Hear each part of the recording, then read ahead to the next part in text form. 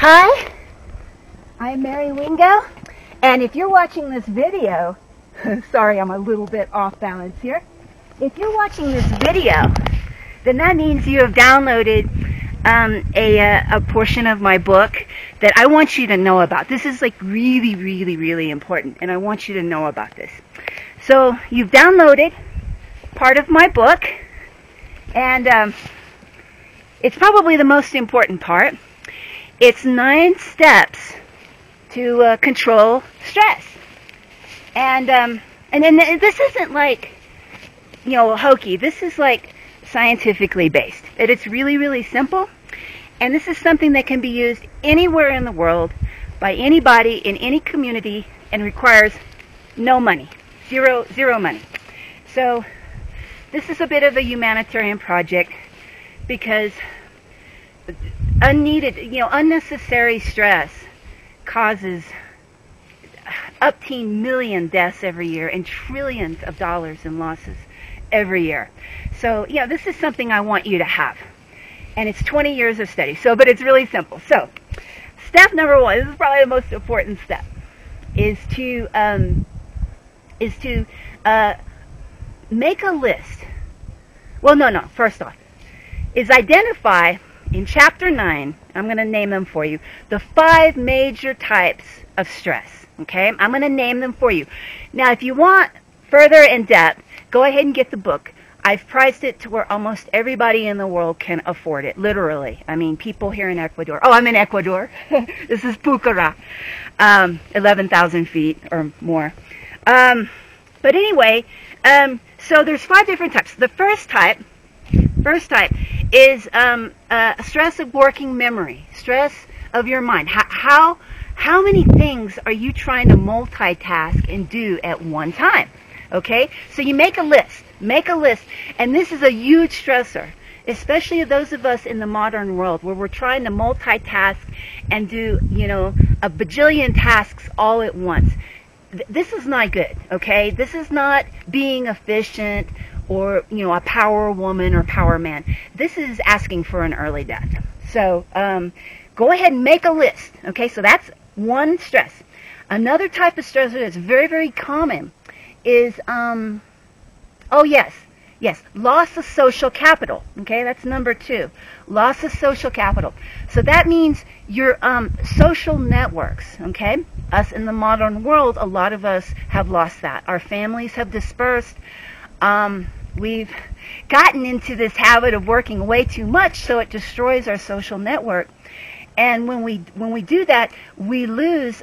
We become very vulnerable to stress, because it is the people who love us and who are around us, or just our community, you know, that's a tightly knit community, that protects us from the ravages of direct stress. Okay, so if you're just by yourself and you're having to handle something, it's a lot harder on your body than when you have community support or familial support or friendship, something like that. So that's number 2. Number 3 is somewhat related to number 2, and that is that's inequality in a society.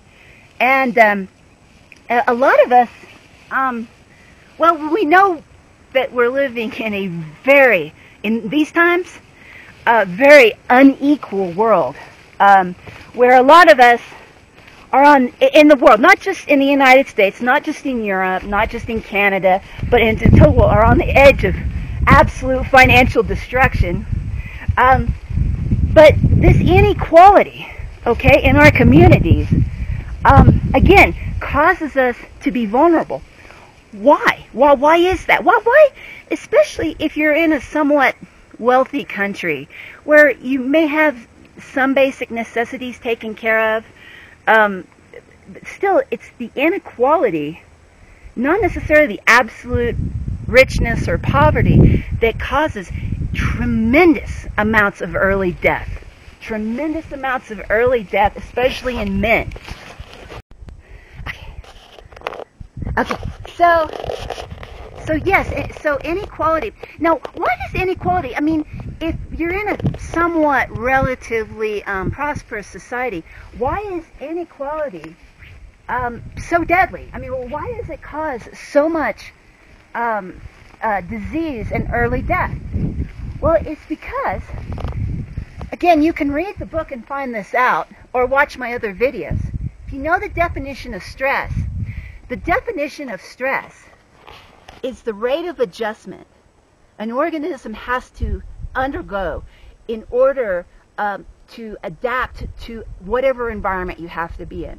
Well, if your environment is unjust, then you have to change yourself. Your morphology has to change to fit the environment, okay? Because you don't have the power. You're the little guy on the totem pole. Everyone else pushes you around, okay? You get the lowest in housing, in job quality, in healthcare quality, educational quality, and you're having to constantly scramble. So that means you're having to adapt and change yourself to fit the environment excessively. A little bit is great. It's part of being human. It's part of being alive. But when you do it excessively, you activate. You're in that stress mechanism, and it causes, over time, a huge amount of breakdown in your biological system. So inequality is a biggie, folks. Number 4. Now this is something you probably don't realize. Everyone knows you have friendly bacteria, friendly flora that live on your body and inside of your body. Well, one thing you may not know, this is called a biome.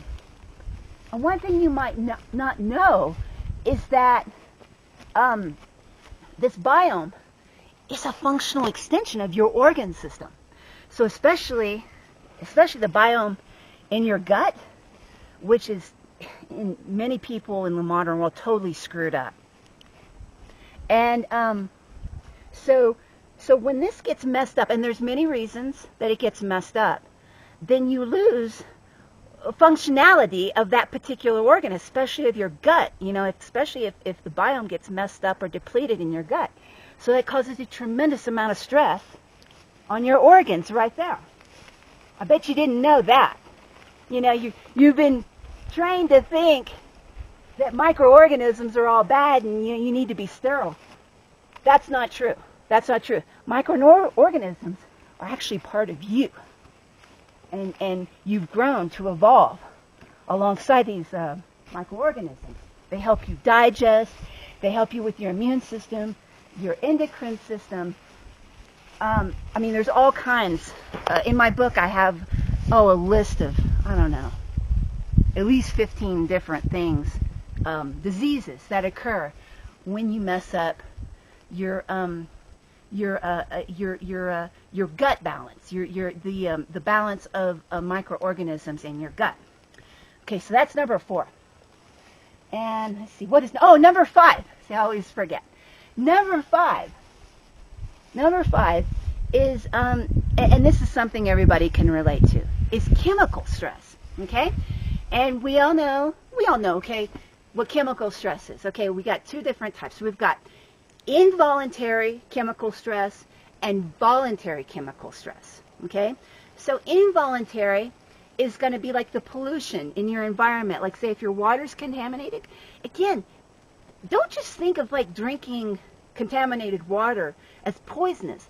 Think of it as a massive amount of stress on your system, especially your liver and your kidneys. Okay, the air that you breathe. Okay, don't think of it as just dirty air. Think of it as the stress that your lungs have to undergo to keep that oxygen going despite the dirty air. Did you see? It's kind of a change in concept. So that's involuntary. Voluntary is all this self-inflicted stuff we do to ourselves. Voluntary is all the crap we eat, the crap we put in our systems, the crap we put on our skin, that we think is good for us or that tastes good. The medicines sometimes that we take, that's voluntary. That's chemical stress, people. That's why people get screwed up by poor diets, by excessive use of prescription drugs, by use of cosmetics, use of herbicides in our gardens. I'm not saying just throw all this stuff out the door. I'm just saying that there's a cost, okay? If nature had meant for us to have this, then we would have had it during caveman times. But you have to understand, your immune system, your kidney, your organs, okay, your other organs, your liver, they have evolved to break down various things that you breathe and just take in, but not the stuff that we've created industrially over the last 50, 75 years. So understand, this stuff is toxic, this stuff is foreign, and if we excessively rely on it, okay, then it's going to break down whatever organ is most targeted, okay? So we have five different things. So you have, so look at these 5 things. If you need the book, okay, go ahead, get the book, okay? It's cheap, okay? You're not going to find. I made it to where everybody can afford it. I don't want anyone to say they can't afford the help that is in this book. Okay, so, and then I want you to take these, I want you to list in your life, really be honest.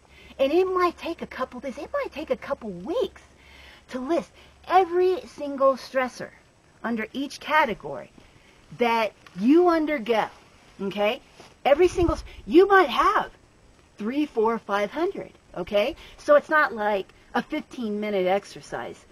This is something that you might want to get together like in a group and do, you know, like maybe a self-help group or a community group or a family group, and do. Maybe they can help you, you know, realize what type of stressors that you undergo that you may not even realize yourself. So list every single thing, even if it takes 2 or 3 weeks. Okay, that's step 1. So all this is just for step 1. Step 2, okay? Step 2. Don't laugh, okay? This is simple. Okay, you got this big list, maybe 200-300 things, okay? We'll go through with the hatchet. And if you really want to change your life, remove all the stressors that you can humanly remove, okay? And you're going, well, Mary, this is too simple. And I'm like, yes, it's simple, but it's hard as hell. It's hard as hell because you're talking about changing a lot of habits. But if you're talking about shaving, like living an extra 20 years and being there for your kids and, you know, not spending an extra $500,000 in medical costs, then I would say it's probably worth it because this is costing you. This, I am telling you, guys, this is costing you and your family many, many thousands of dollars a year. Okay, so just bear with me. And I've done it myself, so I'm not a hypocrite. It's hard work. But go through, make an assessment, remove every single stressor that you possibly can. Okay? And if you need the help of your family and friends, if they're really serious, if they really care about you, if they want in on it themselves, then they will work with you. Then, I've also got a step in this book. I've got a list of rules that I want you to memorize. I'm not going to go over them here. I might go over them in another video. But to list, I don't know, like 7 or 8 rules, maybe 9 or 10. But you'll see them in the book. And it's various rules. And these are scientifically based rules that how organisms respond to stress. And these are just rules that you kind of need to memorize. I want you to memorize because it goes against what you already know, how you maintain good health, how you maintain equilibrium. Okay? Now, oh gosh, I don't know what step I'm on. But anyway, after that, after like going through these rules that I have in this little no-cost portion, I want you to go over. Then I don't know what step I'm on. You're just gonna have to figure it out. But kind of follow me here.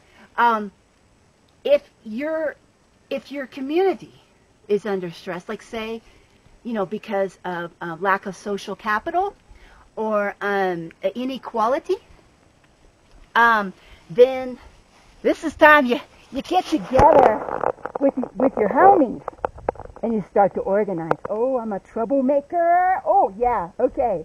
So, yeah, so this is where you can cause a lot of trouble.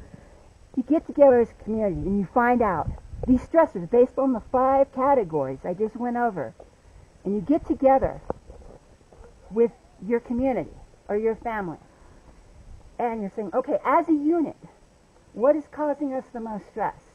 Oh, this is total activism. Ooh, yeah, gotta love it. And it's like, okay, we've got chemical stressors here. Maybe you got a polluted community, or maybe a very unequal community, that kind of thing. You make a list with your community, okay?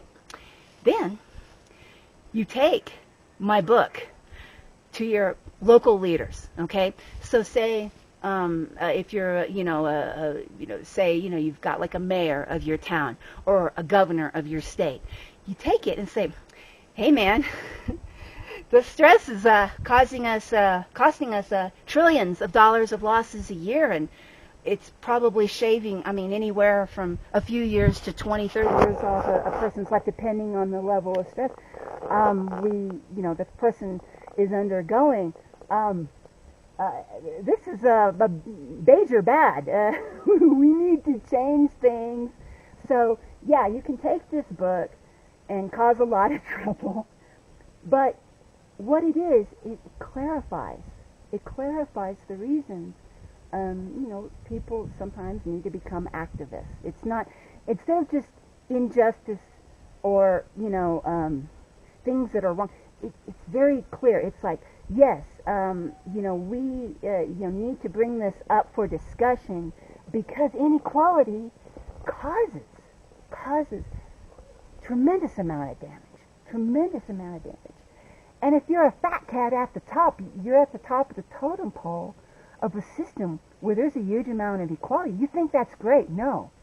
Sooner or later, being a fat cat, being dominant guy on top of an unstable system, okay, think, a leader of an unstable country, is going to suffer more stress-related illness than the guys at the very bottom. Now, when things are good and peaceful and you can just kind of lay back and, be top dog and, get rich and, have everyone wait on you, that's one thing. But when you're a leader of an unstable system, there's going to be hell to pay. So if you have, this benefits the leaders as well as the so-called underlings, okay? So very, very important. In these times, a lot of us are under a tremendous amount of stress. A lot of countries are under a tremendous amount of stress. And this is 20 years in the making. 20 years, people. And I want you to benefit, okay? And stress is a part of life. Don't think of it as bad. It's just only adaptation. It's just adaptation. But when you abuse this mechanism, when this mechanism gets overused, like a muscle, like your heart, if you overpush your heart, it's going to get damaged, it's not going to function, and it may kill you, and it may kill you very young, okay? Or it may cause a lot of disability, which, when you multiply this over billions of people, is a truly unsustainable situation, okay? So, yeah, I hope you understand a little more. This isn't like a self-help thing. It's a combination of cutting-edge science and then things that can actually, actionable things that you can do that can help you and your community. So, if you have any questions, just email me. Again, my name is Mary Wingo, Dr. Wingo. And if you've got any ideas, questions, I'll be happy to answer them. And that's it, folks. And enjoy the day. I know I sure am. Thank you. Bye.